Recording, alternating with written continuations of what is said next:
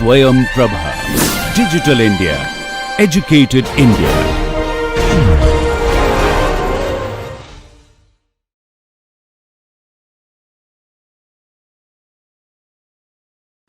So essentially, if we are looking into the fraction which is between 0 and 1, if I draw a line, we are dividing the whole section into 3 parts, where this fraction or this side is equal to this side, and this is another side. In this case, it is also clear from this image is that this distance is going to be equal to this distance. Now, if we eliminate one of the portion which is equal, either this side or this side, then we'll be left with this portion or this portion. Let us take the portion this is eliminated. Then we are left with this portion. We have already 1 point here, and once we look into this point in the next level, which is, we are saying the 3 by 8 and 2 by 8, which is of this level, because we are eliminating one of them, this one if we are eliminating, then the 3 by 8 is also going to represent another 2 by 8 and 1 by 8, which means I can say the 3 by 8, if this is my 3 by 8, it is going to represent another 2 by 8, means some portion which is going to be same as this portion, which was the earlier portion which we had considered. And if we again eliminate, we'll keep on getting 1 point again and again, which can be used. So let's look into in a better way in a general format. In this case, as we are saying, we have the lower bound and the upper bound, which is A and B. Then if we are looking into the interval, which is the total distance between A and B, this part, and then we are looking into the 2 Fibonacci number ratio to represent a point within this search space, which we are calling it as L21 in the first iteration and L11 in the first iteration. So L2 is going to be this region and L1 is going to be this region. So the L2 is either going to be this or this. Now once we eliminate one of the smaller region, in this case we can say L1. So if we eliminate this region, then we are left with the L2 region, which is becoming the new region, means my boundary is moved to this point, and in this point we are seeing that the distance is exactly the same with L21 of the previous iteration, which can be represented as the following two numbers of that number, which is n-2 and n-3, with respect to the initial region. And then in here, if we are further dividing the two regions, we can say the L22 in the second iteration is going to be one component of this, which is here, and the other one is going to be this component, which is here. Now this one can be reasonably written with respect to the new boundary condition as well, and L12 can be written with respect to the new boundary as well. and it can be transformed using this particular relationship. So once we transform, we can clearly see that this region is same, or this distance is same as the one which we had already eliminated. And as we said, we had eliminated either this one or this one. So whichever we have eliminated in the other portion, whichever we have written in there, we still have this L1 distance, and which is becoming L2 distance in the second iteration. Now again look into the next iteration. So the next iteration, once we eliminate one of them, then my new boundary length is going to be L03, which is equivalent to L22, which will be of this value as I had indicated it here. And if we further decompose this Fn minus 2, we can write it as n minus 3 and n minus 4. We'll keep it here. And in this, again, if we find out the L2 and L1, we can clearly see that the L2 represents this component and L1 represents this component. So this is my L2 and L1, and using this transformation, this equation, we can reform the L2 in the third iteration as this way as well, and L1 as this way as well. Now looking into the 2 points which we got now, this L2 and L1 in the third iteration, we can clearly see that this particular point is equivalent to this point, which means we already had calculated the point and its function value in the previous iteration. If we retain it, we just need to do it once for this point. So in any iteration, whenever we are calculating the L2 and L1, we can generically represent it as in this format, and the L1 in this format. One thing you need to know in this case is the n, which is the highest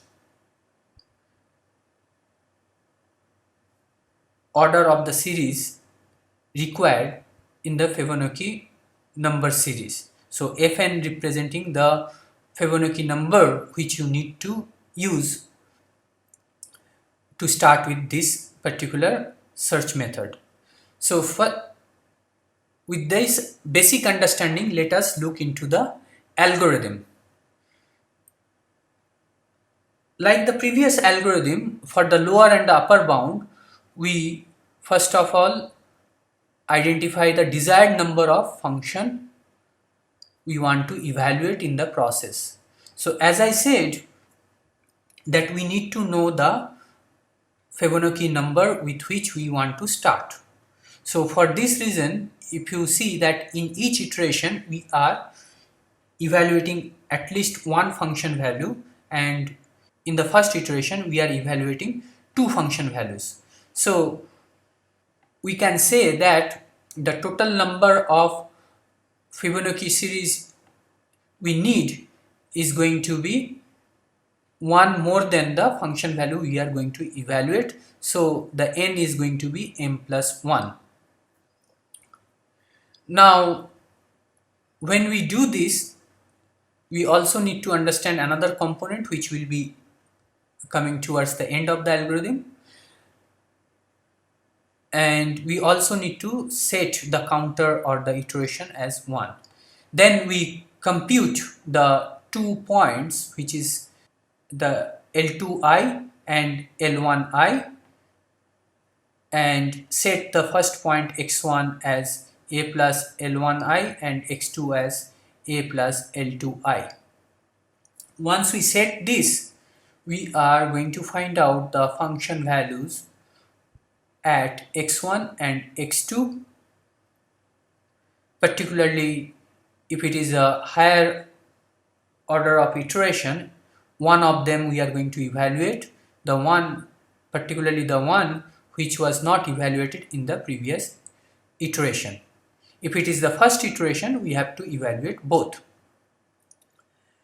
And then we are going to use the region elimination method to eliminate one of the region and set the new boundary accordingly. And as we said that, we increase our counter, the iteration number, by 1, and then check if we had reached the intended number of function we want to evaluate. If it has reached, then we can easily terminate the process and report the interval as A and B. If not, we need to go back to step 2 and repeat the process. And as we repeat the process, we have to keep on checking whether we have reached the number of iterations or number of function values we want to evaluate. As we are evaluating the functions to know whether we have reached the intended number of functions or not, we have to understand the Fibonacci series. So the Fibonacci series starts with 1, the next number is also 1, the third number is 2, the fourth number is 3, and so forth. So if we are evaluating various function values at different points, we'll reach the point which represents 1 by the highest Fibonacci number which we had chosen.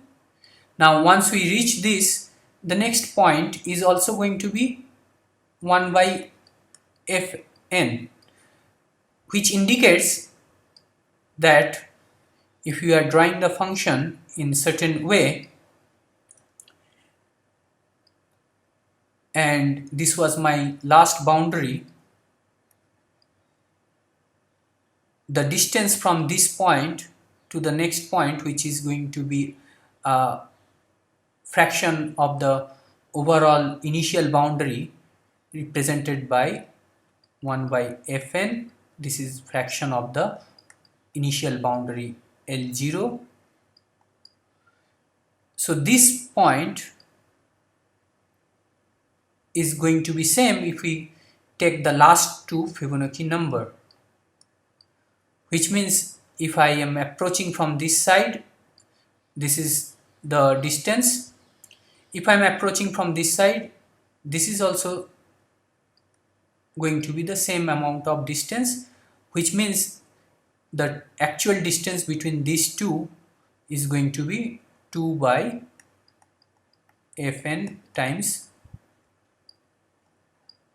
my initial distance of the lower and the upper boundary. So the accuracy we can reach in this method is going to be the 2 times of the last distance which we are getting, 2 times of the L2n, which is going to be 2 times of F0 by Fn times my initial distance between the lower and the upper boundary, and F0 is this. If we say this as an F0, then it is going to be 2 by Fn times the boundary. So for this purpose, we have to be careful in which number we want to start, and this is going to dictate the accuracy. If it is dictating the accuracy, solving this problem, we'll find out what is the number we are starting with in the Fibonacci series. From there, we can look into the number of points we need to find out the function values, and that can be equated with the desired number of function evaluations, and then we can estimate what my n value is going to be. It is going to be far more clear when we look into the example. So for the example, we are choosing the same function which we used in the previous interval halving method. Is the minimization of this particular function within the interval of 0 and 3 with an precision 0.2. Now the initial interval distance is going to be b minus a, which is going to be 3, and as I said, the interval which we are looking into is going to be 2 times of the last distance, and we have indicated that as 0.2. Now if we want to calculate the if we want to find out the expected number or expected Fibonacci number, we can use the formula where we said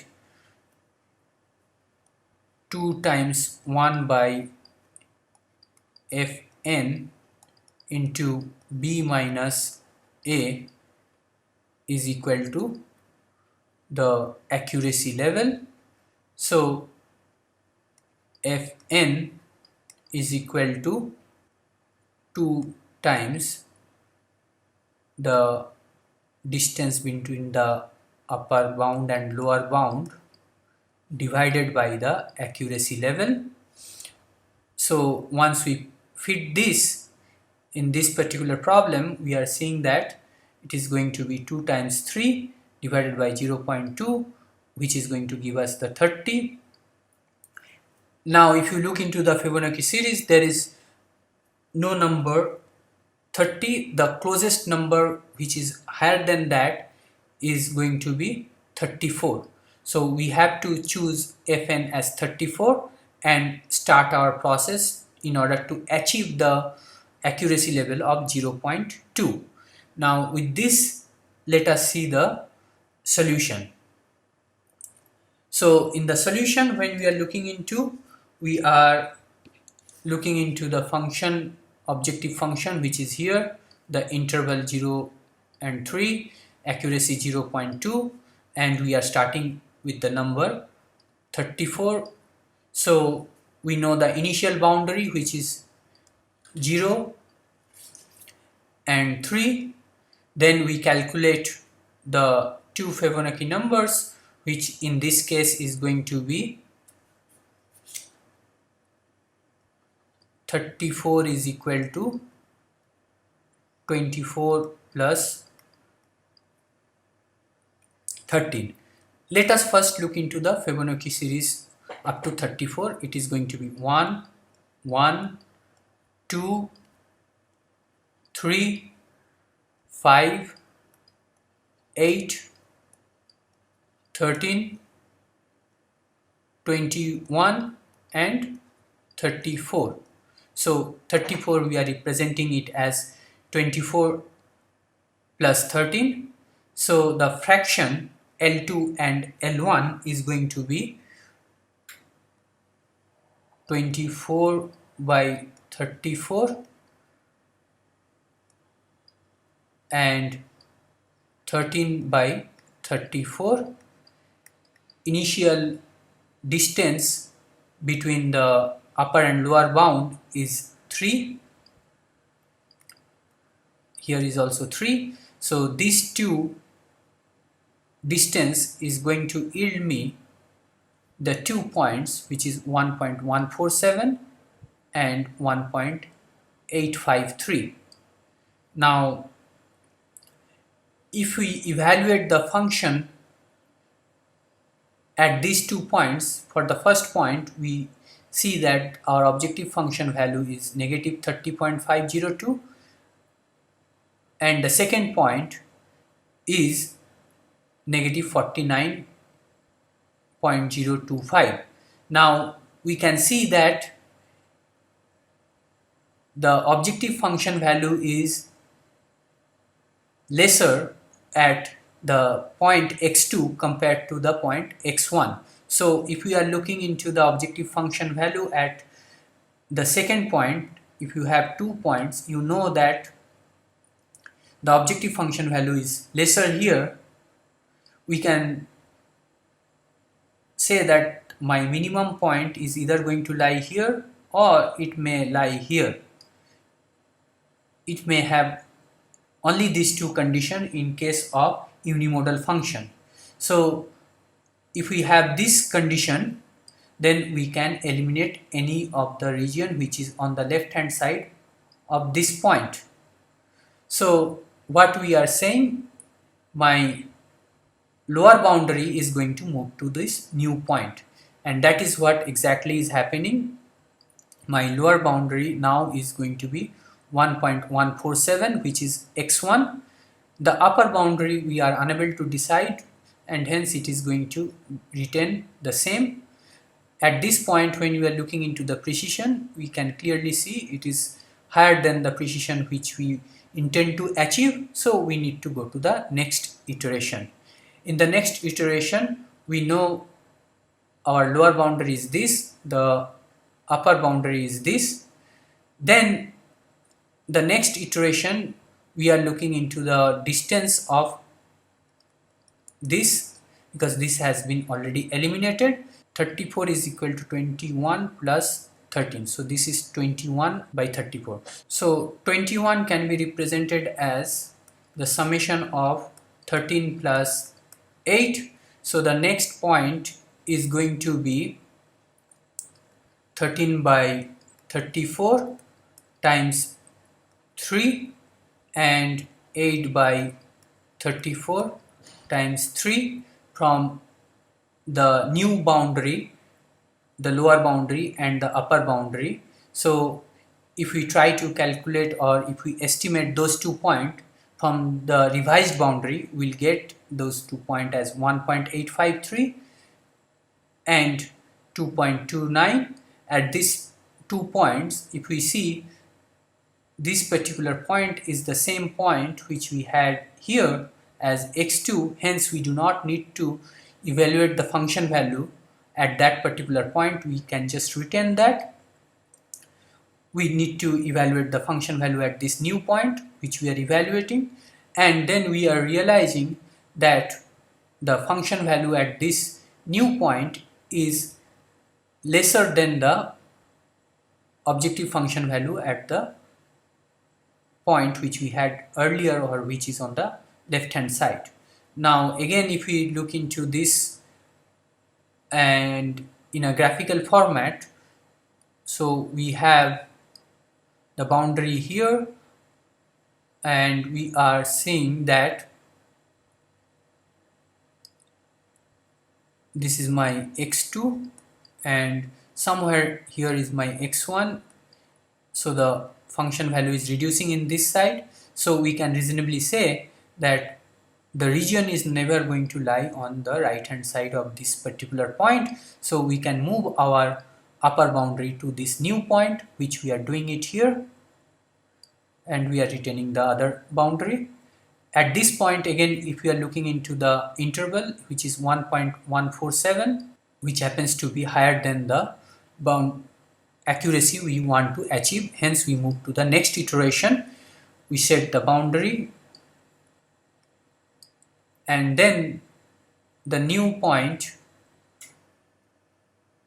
where we have already eliminated this portion is going to be represented by this portion, which again can be represented by 13 is equal to 8 plus 5, which can be represented by 8 by 34 times 3 and 5 by 34 times 3. So once we find the value of these two fractions, and based on these two fractions, if we find out the points, we can find out that in the revised boundary these points are going to be 1.588 and 1.853. In these 2 points, we'll find that 1.853 is the same point which we are retaining from the previous iteration, so we can retain the same function value, and at the new point the function value is this.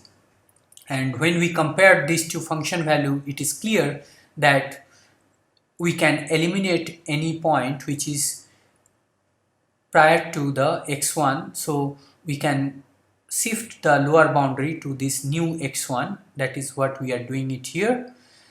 And after shifting the revised boundary, if we see the accuracy, still it is not matching our intended accuracy. We move to the next iteration, and in the next iteration it is going to be this fraction. So 8, we can write it as 5 plus 3.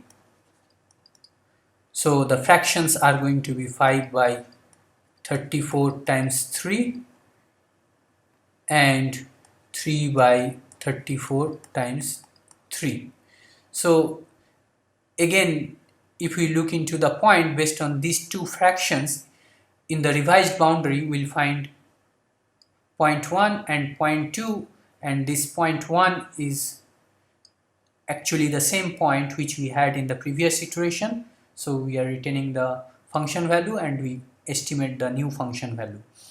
Now we'll find out that the function value at the new point is better than the function value of the previous point which we had, and previous point happened to be on the left hand side of the new point. So any point on the left hand side of this older point we can eliminate. So we can move our lower boundary to this new point, which is what we are doing. Again, we look into the precision, it is indicating that we still need to do another iteration. So in this case the retained fraction is 5 by 34 times 3. This one, if we look into, 5 can be written as 3 plus 2. So the fractions which we are looking into is 3 by 34 times 3 and 2 by 34 times 3. Now if we find the point based on these two fractions from the revised boundary, we'll find the points are going to be 2.029 and 2.118, and 2.029 is the point which we can retain it from the previous iteration. So we are using the same function value, and the new function value is going to be this. So the point which we obtain as a new point has the function value not as good as the one which we retained. So any point on the right hand side of this new point can be eliminated, hence the upper boundary is revised to this new point. And after revision, once we look into the precision, it is still higher than the precision which we want, hence we are moving to the next iteration. And as we move to the next iteration, now we have the fraction which is written at this level. So this level we are looking into the two numbers which is 2 plus 1. So the next level fractions are going to be this and this.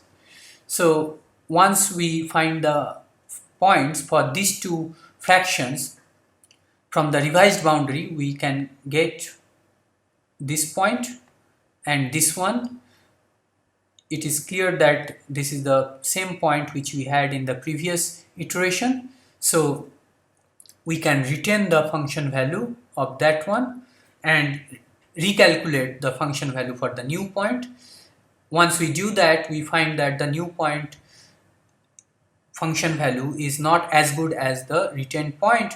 So any point on the left of this new point can be eliminated. So we are moving our lower boundary to this new point, and based on our revised boundary, if we see the accuracy, it is within the accuracy we intend to achieve. So we are terminating, and once we terminate, we can say that our optimum point is going to lie within this boundary. So that is what is being reported. we can always choose the middle point of this boundary of our intended result. We can say that our optimum point is expected to be very close to this, or roughly it is going to be 2.029, and the objective function value is going to be 49.956. Now if we want to evaluate the number of functions we have estimated or evaluated in each iteration, we can clearly see that in the first iteration we have done 2. In the second, we retained 1 point from the previous, so we did 1 new. In the third, we did 1 more. In the fourth, we did 1 more. In the fifth, 1 more. And in the sixth, 1 more. So total 2 plus 1 plus 1 plus 1 plus 1 and plus 1, it's going to be 7 function evaluations which we needed in this to achieve the intended accuracy.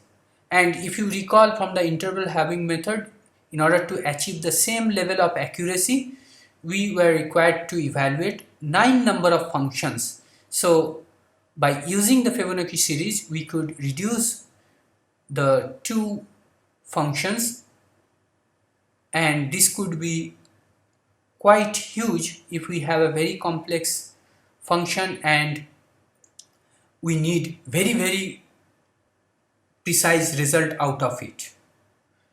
So now let us move into the graphical representation of the solution. In the graphical representation of the solution, you can clearly see the function. When we started, our lower boundary is 0 and the higher boundary is 3.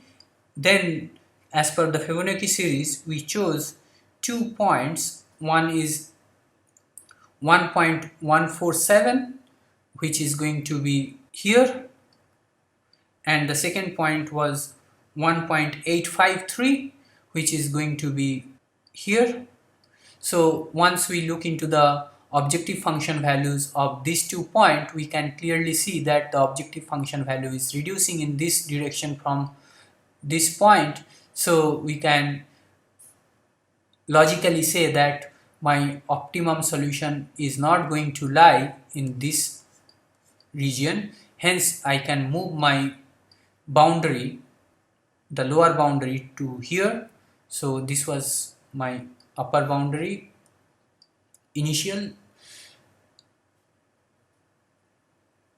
So we are moving our lower boundary to this new location, and within this region, once we try to optimize using the Fibonacci series, we obtain 2 different points. One is this 1.853 and the next point is 2.294, which is here. So we retained 1 point and the other new point, and we can see this objective function at the new point is higher than the objective function at the point which we retained. Hence logically we can say the optimum solution is not going to lie on the right hand side of this new point. So we are moving our upper bound to this new point, which is going to be here, and within the revised boundary, again if we use the Fibonacci series and try to find out the 2 points for evaluation, we'll find that one point is 1.588, which is here, and the second point is the one which we are returning from the previous iteration, which is 1.853. And when we compare the objective function values at these 2 points, we can clearly see that the function value is reducing as we move from the left to right. So we can logically eliminate this region and move our lower boundary to the new point here. Then in the next iteration, when we use the Fibonacci series, the next level of the Fibonacci series, and find out the 2 points, we obtain the point as 1.853, which is from the previous iteration, and the new point as 2.029, which is here. And when we compare the function value, we can see that the new point is better in terms of the objective function value, and hence we can eliminate the region here and move our lower boundary to this point. Now in the revised boundary or revised interval, if we use the next level of Fibonacci series numbers and find out the fractions, we can clearly see the 2 points which we obtained are 2.029 and 2.118, which is this. And when we compare the objective function value, we can see that the objective function value at the new point is higher than the point which we retained, so we can eliminate this region and move our upper boundary to the new point which we obtained in this iteration and revise the boundary. Based on the revised boundary, if we look into the next iteration with the help of the next level of Fibonacci series numbers, we find two numbers, which is 1.941, which is here, and the point which we retained from the previous iteration. And after comparing, we can see that the new point has a objective function value which is higher than the objective function value of the older point at 2.029. Hence, logically, we are eliminating the region on the left hand side of the new point and moving our lower boundary to this new point. And at this point, when we evaluated the accuracy, we found out it is within the accuracy we want to achieve. Hence, we are stopping the process and reporting this as the boundary, which is 1.941 and 2.118. So 2.118, which is here. So this is the boundary within which my optimum solution is going to lie, and we also indicated the optimum solution. So this is the graphical representation, and if you see the number of function evaluated is going to be 7. So if we just count the number 1, 2, 3, these are not in order, just we are counting the number 5, 6 and 7. So as I had indicated, we need to evaluate 7 objective functions in order to reach the accuracy level we want. In the previous case, we had to evaluate 9 such function or objective function values before we could reach the same accuracy level. So in today's lecture, we learned about the region elimination method. We discussed 2 different region elimination methods. One is related to the interval halving method, and the second one was related to the Fibonacci search method. We have also shown you that in the interval halving method, we need more number of function evaluations compared to the Fibonacci search method. However, one thing you have to understand, in the Fibonacci search method, we have to calculate the Fibonacci number and the fractions at each iteration. So that may pose additional computational burden in the process. Apart from that, we also can reasonably see that in the interval halving method, we could eliminate 50% of the region in each iteration. However, when we looked into the Fibonacci search method, we can see that for a very large number, we can on an average eliminate about 38% of the area, which is comparatively less than the interval halving method. However, if you closely look into each iteration, the amount of region eliminated in the Fibonacci search method is not constant. it varies. So if we really want to have a precise control on the region which is being eliminated in each iteration, we can rely on the interval halving method. However, it requires more number of function value evaluations. So with these two methods, we can see that we still need certain methods in certain cases if we have constraints with the number of objective function we want to evaluate, or we want to have precision in each iteration to the amount of the region which is being eliminated.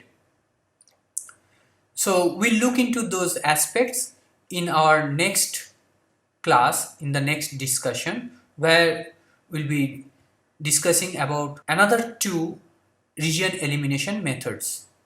So till then, thank you and see you in the next class.